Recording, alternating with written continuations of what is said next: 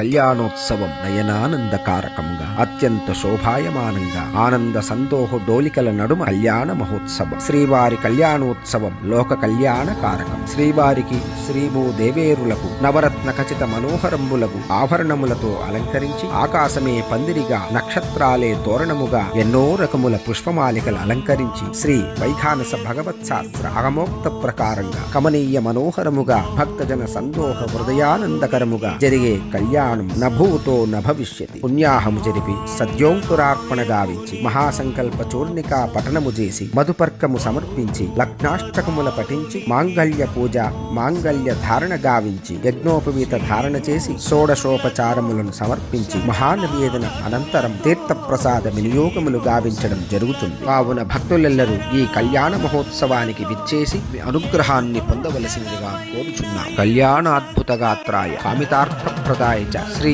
Khatri నృసింహాయ నారసింహాయ Mangalam.